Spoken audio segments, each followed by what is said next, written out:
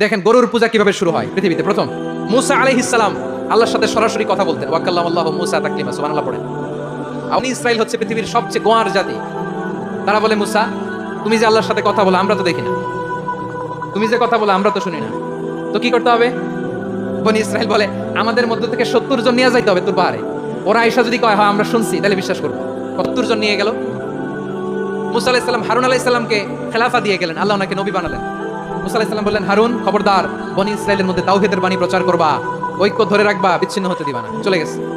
বনী ইসরাইলের এক দুষ্ট লোক ছিল, নাম সামিরি। কি নাম? সামিরি।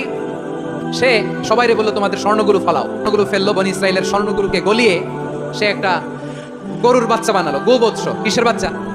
দেখেন গরুর পূজা কিভাবে শুরু হয় পৃথিবীতে প্রথম। পূজা, গরুর বাচ্চার পূজা কিভাবে? সে স্বর্ণগলি গরুর বাচ্চা করে জিবরাইল আলাইহিস সালাম যে জমিনে এসেছিলেন, ওই ফেরেশতার পায়ের নিচে একটু মাটি সে বুদ্ধি করে প্যাকেটে রেখে দিয়েছিল।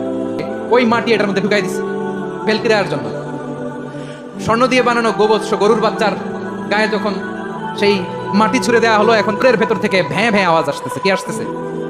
সবাই তো অবাক। সামিরে, তোমরা যে 70 জন দিয়ে মুসা আলাইহিস সালামকে পাঠাইছো ওইদিকে, এত ঘুরতেছে, আল্লাহরে খুঁজে পায় না, আল্লাহ তো এটার ভিতরে ঢুকছে। নাউজুবিল্লাহ বলবেন না? 70 জন দিয়ে পাঠাইলা, 70 জন নিয়ে মুসা আলাইহিস সালাম খালি ঘুরতেছে, আল্লাহরে পায় না, পাবে কেমনে? আল্লাহ তো নাউজুবিল্লাহ এটার ভিতরে, সেজদা দাও।